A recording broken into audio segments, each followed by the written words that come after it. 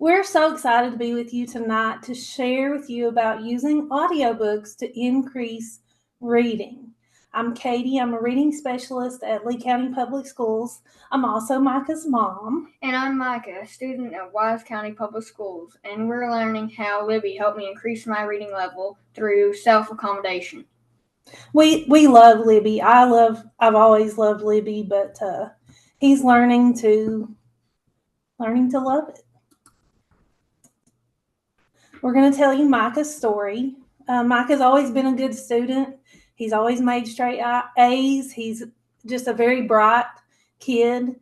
But by third grade, we began to notice he was having some reading difficulties. He was really struggling with some text, and I was picking up on some things that he was doing. And so we decided to go through the testing process.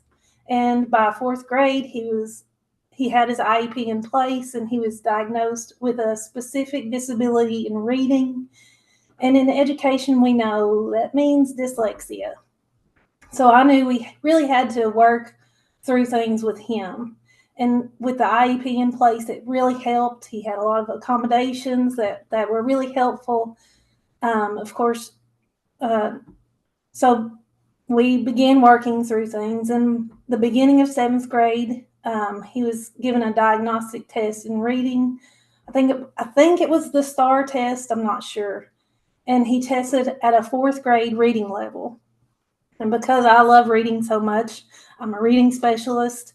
I read all the time. I use Libby to read my audiobooks and listen to them in the car.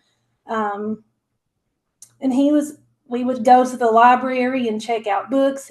His sister loves to read, and she would check out books and go through all kinds of books. But he would struggle to get through just reading a book. So I decided that maybe we should try Libby using the audiobooks with his reading. We began with our local library, and they had quite a few audiobooks that were available to us.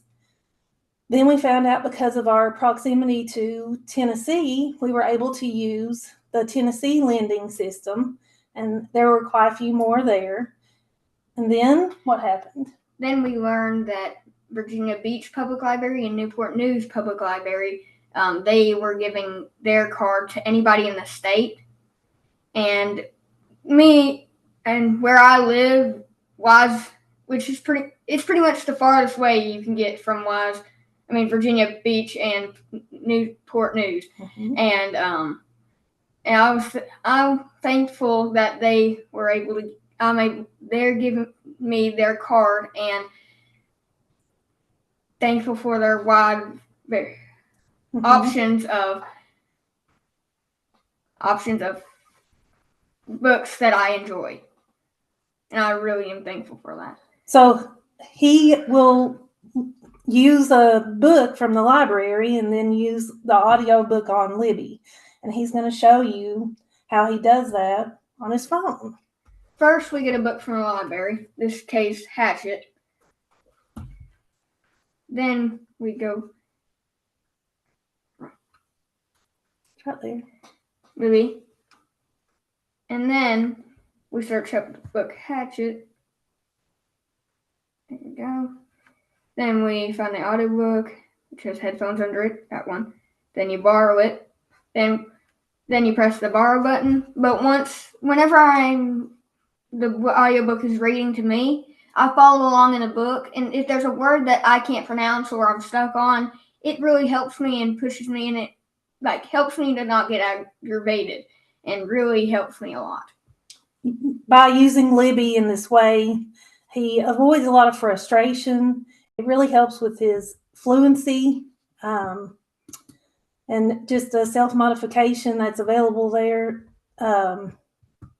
It's just a great resource for him, and we've really enjoyed it.